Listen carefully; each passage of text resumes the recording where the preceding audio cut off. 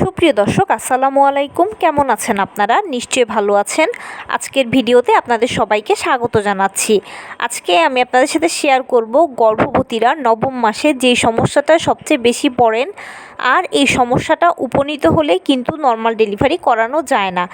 যতই সব কিছু ঠিকঠাক হোক না কেন, কোনো অবস্থাতেই এই সমস্যা হলে নর্মাল ডেলিভারি করানো যাবে না। তো আপনার যেন এই সমস্যাটা তৈরি না হয়, সেটার জন্য আপনি যা করবেন সে বিষয়ে থাকছে আজকে আলোচনা। চলুন মূল ভিডিওতে যাওয়া যাক। বাই দ্য ওয়ে, মূল ভিডিওতে যাওয়ার আগে একটা কথা বলি, আমি আমার চ্যানেলে pregnancy related, specially normal delivery related অনেক ইম্পর্ট্যান্ট তথ্য ভিডিও আকারে শেয়ার করে থাকি। এই তথ্যগুলো আমার পার্সোনাল এক্সপেরিয়েন্স ও আমার ডক্টরের সাজেশন থেকে নেওয়া। তাই আমার চ্যানেলটিকে যদি একবার আপনারা ভিজিট করেন, তাহলে আপনারা আপনাদের প্রশ্নাতীত মনের অনেক প্রশ্নের উত্তর পেয়ে যেতে পারেন। আমন্ত্রণ জানাবো আমার চ্যানেলটিকে একবার ভিজিট করে দেখার জন্য। এবারে চলুন মূল আলোচনায় যাওয়া যাক। আমি শুরুতেই বলেছি আজকে আলোচনা করব গর্ভাবস্থায় নবম মাসে এই সমস্যাটা সবচেয়ে বেশি হয়ে থাকে, আর এর ফলে নর্মাল ডেলিভারি করানো যায় না।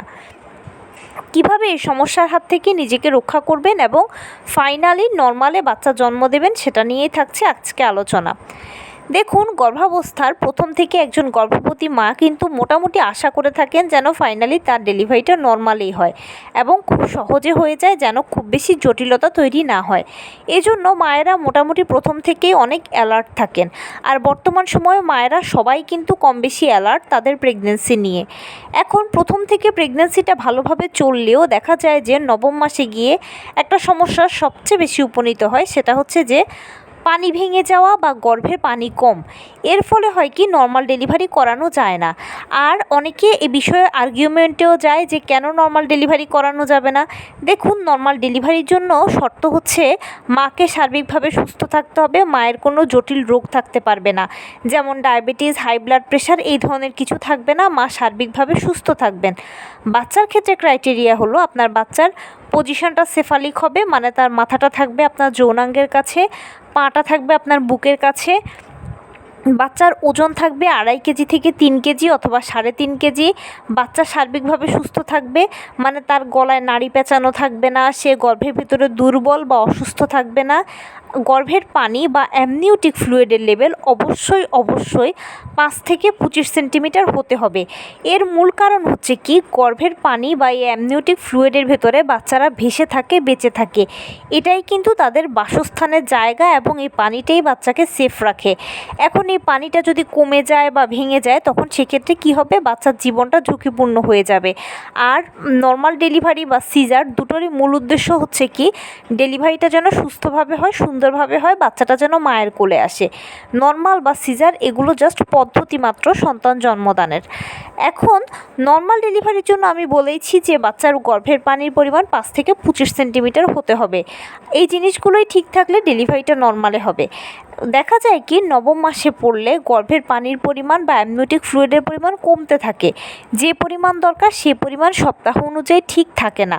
তখন সেক্ষেত্রে ডাক্তাররা সিজারের কথা বলে থাকেন, কারণ খুব বেশি যদি দেরি হয়ে যায় তাহলে বাচ্চা গর্ভের ভিতরে শুকিয়ে মারা যাবে। আবার অনেকের একটা সমস্যা হয় কি, যে পানি ভেঙে যায়। হঠাৎ করে দেখা গেল যে আপনার হয়তো এখনও ডেটের অনেক লেট আছে, কিন্তু আপনার গর্ভের পানি ভাঙতে শুরু করেছে বা একসাথে অনেকগুলো পানি ভেঙে গেছে। তো এই ধরনের সিচুয়েশানে আসলে নর্মাল ডেলিভারি কোনো ক্রমেই করানো যায় না বা যাবে না। এতে বাচ্চার জীবন ঝুঁকিপূর্ণ হয়ে যাবে।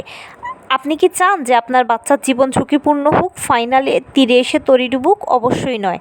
তো কিভাবে এই সমস্যার হাত থেকে নিজেকে বাঁচাবেন, বাচ্চাকে বাঁচাবেন? তো এই সমস্যার হাত থেকে বাঁচানোর উপায় হচ্ছে যে আপনাকে পর্যাপ্ত পরিমাণে পানি পান করতে হবে। প্রথম থেকেই কিন্তু এই বিষয়ে আপনাকে খুব বেশি অ্যালার্ট থাকতে হবে। অবশ্যই প্রতিদিন 8 থেকে 10 গ্লাস পানি আপনাকে নিয়মিত পান করতে হবে, বা 12 থেকে 14 গ্লাস পানি, যতটুকু আপনি পারেন। আপনাকে কিন্তু একবারে নয়, আস্তে আস্তে সারাদিনে এই পানিটা গ্রহণ করতে হবে। তার পাশাপাশি অবশ্যই শাকসবজি, মাছ, মাংস, দুধ, ডিম, ফলমূল, এই জিনিসগুলো খাবেন। এই খাবারগুলো থেকেও কিন্তু জলীয় অংশ অ্যামনিওটিক ফ্লুইড বা গর্ভের পানি তৈরি করে। এই জিনিসগুলোকে অবশ্যই খুব স্ট্রংলি মেনটেন করতে হবে। এর পরবর্তীতে যেটা করবেন, একটা ট্রিক্স ফলো করবেন, সেটা হলো কি, যে কোনো খাবারই আপনি খান না কেন একটু কুসুম গরম খাবেন। যেমন আপনি চা খাচ্ছেন, একটু ফু দিয়ে কুসুম গরম খান। দুধ খাচ্ছেন, কুসুম গরম খান। খাবার খাচ্ছেন, সেটা ভাত হোক, রুটি হোক, সবজি হোক, ডাল হোক, একটু কুসুম গরম খান। কুসুম গরম খাবারগুলো অ্যামনিওটিক ফ্লুইড বা গর্ভের পানিকে ধরে রাখতে সহায়তা করে। গর্ভের পানিটা শুধু তৈরি হলে হয় না, এটা ধরেও থাকতে হয়। এই জন্য গরম খাবারগুলো খাওয়া কথা ডাক্তাররা বলে থাকেন। তাই যে কোনো খাবার একটু কুসুম গরম গরম খাবেন, এবং তার পাশাপাশি মাছ মাংস তো অবশ্যই থাকবে, দুধ, ডিম, ফলমূল, বিশেষ করে হলুদ ফলমূল, সবুজ শাকসবজি, ভিটামিন সি জাতীয় খাবার, এগুলো একটু বেশি বেশি করে খাবেন। ডাবের পানিও খেতে পারেন। এগুলো অ্যামনিওটিক ফ্লুইড কিন্তু ভালোভাবে তৈরি হতে সহায়তা করে। এবারে গর্ভের পানি হঠাৎ করে ভেঙে যাওয়া, এর কারণ কি? এর অনেকগুলো কারণ রয়েছে। অনেক হরমোনাল সমস্যা থাকতে পারে, বা প্রেগনেন্সিতে জটিলতা থাকতে পারে, বা মায়ের কিছুটা কেয়ারলেসনেসও থাকতে পারে। যেমন ধরুন, প্রেগনেন্সিতে কখনোই খুব বেশি ভারী কাজও করা উচিত নয়, আবার একেবারে শুয়ে বসে থাকা উচিত নয়। তাহলে কি করবেন? এক্ষেত্রে যেটা করণীয়, যে হালকা ফুলকো কাজগুলো করতে পারেন। যেমন টুকটাক বাসার রান্নাটা আপনি করলেন, অথবা দেখা গেল যে আপনি ঘরটা গোছালেন, শুকনো কাপড়গুলো বাইরে থেকে এনে ভাঁজ করে রাখলেন, বা কাপড় চোপড় বাহিরে আপনি শুকাতে দিলেন, এরকমটা করলেন।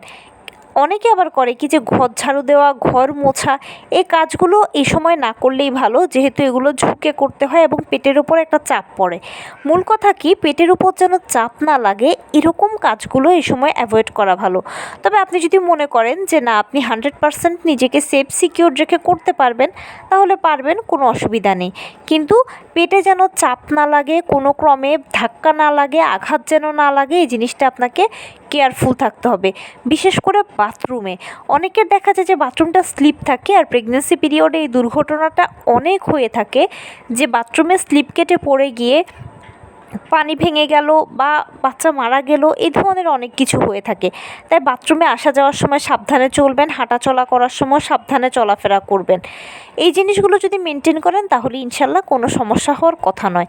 এবারে আমি একটা সতর্কতার কথা বলি, সেটা হচ্ছে কি, গর্ভাবস্থায় যখনই গর্ভবতীরা নবম মাসে পড়েন, তখনই কিন্তু আপনাদের মনে একটা টেনশান কাজ করে, যে ডেলিভারি নর্মালে হবে তো, বা এখনও কেন পেইন আসছে না, যেটা নিয়ে আমি অহরহ কমেন্টস পাই। পেইন আসছে না কেন, এটা একটা বড় প্রশ্ন। দেখুন, আপনাকে এটা মনে প্রাণে বিশ্বাস করে নিতে হবে যে নর্মাল ডেলিভারি হলো একটা প্রাকৃতিক পদ্ধতি। এখানে জোর করে ডাক্তার দিয়ে টানা হেঁচড়া করে কোনো মতেই কিন্তু কিছু সম্ভব নয়।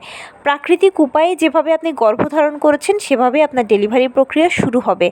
আর মহান আল্লাহ তাআলাই ঠিক করে রেখেছেন কবে, কোন দিন, কোন সময়, কোন অবস্থায় কিভাবে আপনার সন্তানকে আপনার কোলে দেবেন, ঠিক সেভাবে সে অবস্থায় সেদিনই ডেলিভারি প্রক্রিয়া শুরু হবে, আপনার সন্তান আপনার কোলে আসবে। তাই অবশ্যই অপেক্ষা করতে হবে, ধৈর্য ধরতে হবে। কিন্তু প্রথমবার যারা মা হতে যান, তারা এই বিশেষ ভুলটা করে থাকেন। সেটা হলো কি, যে লেবার পেইন হয়তো আসতে দেরি হচ্ছে, বা ডেলিভারি প্রক্রিয়াটা শুরু হচ্ছে না, তখন আপনারা বিভিন্ন অনুসন্ধানে নেমে পড়েন। বিভিন্ন গবেষণায় নেমে পড়ার পরে আপনারা জানতে পারেন যে এটা করলে পেইন আসবে, ওটা করলে পেইন আসবে, তখন সেগুলো অনেকে আবার ট্রাই করতে শুরু করে দেয়। এখানেই ঘটে বিপত্তি। আমি যদি উদাহরণ দেই, রিসেন্টলি আমাকে একজন কমেন্টস করেছেন যে আপু, আমি শুনেছি সহবাস করলে নাকি লেবার পেইন আসবে। দেখুন, সহবাস করলে লেবার পেইন আসবে কি না, সেটা জানার আগে আপনাকে কনফার্ম হতে হবে আপনি যে সহবাস করবেন, এতে আপনার গর্ভের বাচ্চার কোনো ক্ষতি হবে না তো, আপনার পেটে চাপ লাগবে না তো, পানি ভেঙে যাবে না তো। এই জিনিসগুলো কিন্তু এনশিওর হওয়া প্রয়োজন। এখন বিভিন্ন জনেই বিভিন্ন টিপস টোটকা দেবে, সেগুলো শুনে যদি আপনি আপনার উপরে ডিরেক্ট অ্যাপ্লাই করে ফেলেন, যদি ভালো হয় তাহলে তো হলোই, আর যদি খারাপ কিছু হয় তাহলে সারা জীবন অনুশোচনা করতে করতে আপনার জীবনটাই শেষ হয়ে যাবে। নিজেকে নিজেই কখনো ক্ষমা করতে পারবেন না, আয়নায় মুখ দেখাতে পারবেন না। তাই আমি আপনাদেরকে করজোড়ে অনুরোধ করব, যে কোনো কিছু শোনা মাত্রই কিন্তু অবশ্যই সেটা নিজের উপরে অ্যাপ্লাই করবেন না। প্লিজ অ্যাপ্লাই করার আগে 100 বার ভাববেন এটা আপনার জন্য নিরাপদ কিনা, আপনার সন্তানের জন্য নিরাপদ কিনা। যদি এই বিষয়ে আপনি 100% শিওর হন যে আপনাদের দুজনের জন্য এটা একেবারে 100% নিরাপদ, তখন সেক্ষেত্রে আপনি নিজ দায়িত্বে অ্যাপ্লাই করবেন, যেন কাউকে দোষারোপ করতে না হয়। আর যদি মনটা খচখচ করে কিন্তু লাগে ভয় ভয় লাগে তাহলে পুরোপুরি বাদ দেবেন, কারণ নর্মাল ডেলিভারি একটা প্রাকৃতিক পদ্ধতি, যেটা আমি বলেছি। এখানে প্রতিটি ধাপ প্রথম থেকে শেষ পর্যন্ত অটোমেটিক হবে। আর একবার যখন ডেলিভারি প্রক্রিয়াটা শুরু হয়ে যায় তখন একের পর এক ধাপ এমনভাবে শেষ হতে থাকে যে আপনি একটা কিছু ফেস করতে করতে আরেকটা কিছু শুরু হয়ে যাবে, আরেকটা ফেস করতে করতে ডেলিভারি রুমটা বুঝতে বুঝতে আপনার বাচ্চা আপনার কোলে এসে যাবে। বিশ্বাস করুন, পুরো প্রক্রিয়াটা ম্যাজিকের মতো সহজ। শুধু কষ্টটা হচ্ছে যে কবে ডেলিভারি প্রক্রিয়া শুরু হবে সেটার জন্য অপেক্ষা। আর একদম টেনশন করবেন না, নবম মাসের 37 থেকে 40 সপ্তাহ হচ্ছে নর্মাল ডেলিভারির আদর্শ সময়। নর্মাল ডেলিভারিগুলো 37 থেকে 40 সপ্তাহের মধ্যে অটোমেটিক হয়ে যায়। আর ম্যাক্সিমাম ক্ষেত্রে দেখা যায় যে 37, 38, 39 এই সপ্তাহগুলোতে অটোমেটিক আপনার লেবার পেইন শুরু হয়ে যাবে, ডেলিভারি প্রক্রিয়া শুরু হয়ে যাবে। আপনাকে কিছুই করতে হবে না, জাস্ট নিয়মিত হাঁটাচলা করবেন, টুকটাক কায়িক শ্রম করবেন, লো কমেটটা ব্যবহার করবেন। অনেকে বলে যে লো কমেট কি? লো কমেট হচ্ছে ফ্লোর বা মেঝের সাথে সংযুক্ত যে কমেটগুলো, সেটাই হচ্ছে লো কমেট। তার পাশাপাশি পুষ্টিকর খাবার খাবেন, মাছ, মাংস, ডিম, দুধ, হলুদ ফলমূল, সবুজ শাকসবজি, লাল জাতীয় খাবার, ওমেগা 3 ফ্যাটি অ্যাসিড সমৃদ্ধ খাবার, ডাবের পানি, ঘন ডাল, এই খাবারগুলো বেশি বেশি করে খাবেন। এতে আপনার গর্ভের পানি বা অ্যামনিওটিক ফ্লুইড তৈরি হবে এবং ধৈর্য থাকবে। একটু কুসুম গরম খাবার খাবেন। প্রতিদিন নিয়মিত 12 থেকে 14 গ্লাস পানি পান করবেন। একটানা খাওয়ার দরকার নেই, সেটা সারা দিনে আপনি একটু একটু করে ভেঙে ভেঙে খাবেন, যেভাবে আপনার সুবিধা হয়। তার পাশাপাশি অবশ্যই ডাক্তারের দেওয়া আয়রন, ভিটামিন, ক্যালসিয়াম ওষুধগুলো নিয়মিত সেবন করবেন। কারণ কি, প্রেগন্যান্সি পিরিয়ডে আপনি এখন 1-এর ভেতরে 2 যতই খাবার খান না কেন পুষ্টির একটা ছোটোখাটো গ্যাপ থাকে। আর এই আয়রন, ভিটামিন, ক্যালসিয়াম, ফলিক অ্যাসিডগুলো এই গ্যাপটাকে পূরণ করতে সহায়তা করে। সেজন্য নিজের ভালোর জন্য, বাচ্চার ভালোর জন্য একেবারে ডেলিভারি হওয়া পর্যন্ত প্লিজ এগুলো কন্টিনিউ করবেন। এবং ভালো মন্দ সবসময় ডাক্তারের সাথে যোগাযোগ করবেন, নিজে নিজে কোনো কিছু করবেন না। কারণ একটা কথা মাথায় রাখবেন, একটা সময় মা, নানি, দাদি এদের সময় হয়েছে কি যে কোনো কিছু ইজিলি হয়ে গেছে। কারণ কি, ওই সে সময় পরিবেশটা ভালো ছিল, ফ্রেশ ছিল, খাবারগুলো ভালো ফ্রেশ ছিল, যার ফলে মানুষের মধ্যে অনেক ভালো এনার্জি ছিল, মানুষ অনেক স্ট্রং ছিল, বডি অনেক কিছু সহজে অ্যাবজর্ব করে নিতে পারত। কিন্তু বর্তমান সময়ে আমরা যে খাবার খাচ্ছি এগুলো পলিউটেড, আমাদের যে পরিবেশটা এটা পলিউটেড, যার ফলে হচ্ছে কি আমরা এখন অনেক বেশি আগের যুগের মানুষের থেকে দুর্বল। আগের যুগের মানুষরা যা সহজে পারত, আমরা এখন সব কিছু সেরকম তাদের মতো সহজে পারি না। আর এর ফলশ্রুতিতে হচ্ছে কি যে তাদের সাথে নিজেকে কখনোই মেলাবেন না এবং নিজে নিজে কোনো এক্সপেরিমেন্ট প্লিজ করতে যাবেন না। কারণ প্রেগন্যান্সি পিরিয়ডটা হচ্ছে খুব সেন্সিটিভ একটা ইস্যু। সামান্য 19 থেকে 20 হলে হয়তো মায়ের ক্ষতি হয়, না হয় বাচ্চার ক্ষতি হয়। মা ও বাচ্চা কারো ক্ষতি কখনো কাম্য নয়। এবং ফাইনালি সবসময় এটাই মনে প্রাণে চাইবেন আপনার ডেলিভারিটা যেন সুস্থভাবে হয়, সুন্দরভাবে হয়। ডেলিভারি পরে আপনিও বাচ্চা যেন ভালো থাকেন, এটাই সবসময় কামনা করবেন। আরেকটা কথা কি, যে কোনো কিছু আবারও বলছি আমি, শোনা মাত্রই হুটহাট নিজের উপরে অ্যাপ্লাই করবেন না। অ্যাপ্লাই করার আগে অন্তত 100 বার চিন্তা করবেন। প্রয়োজনে আপনার রেগুলার ডাক্তারের সাথে আপনি যোগাযোগ করবেন। আর অবশ্যই আপনি যে ধর্মের অনুসারী হন না কেন বেশি বেশি করে উপরওয়ালাকে ডাকবেন। মনে রাখবেন এটা আপনার জন্য একটা সময়, আর এই সময়ের হাত থেকে উপরওয়ালাই আপনাকে খুব ভালোভাবে উদ্ধার করতে পারবে। আরেকটা কথা বলবো, যেটা একেবারেই না বললে নয়, অনেকেই কমেন্টস করেন যে আমার ভীষণ ভয় লাগে। দেখুন, ভয় পাওয়ার কিছু নেই।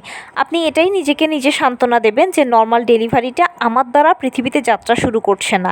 আমি হয়তো প্রথমবার মা হচ্ছি, কি আমার বাইরেও প্রতিদিন হাজার হাজার মানুষ নর্মালে বাচ্চা জন্ম দিচ্ছে। তারা সবাই যদি পারে, আমি কেন পারবো না? আমাকে পারতেই হবে, কারণ আমি নারী, আমি সব পারি। নিজের ভালোর জন্য পারতে হবে, নিজের সন্তানের ভালোর জন্য পারতে হবে। এভাবে নিজেই নিজেকে সাহস দেবেন, কারণ আপনি নিজেই নিজের সবচেয়ে বড় ইন্সপিরেশান। তো এই ছিল আজকের ভিডিও। কেমন লাগলো বলুন?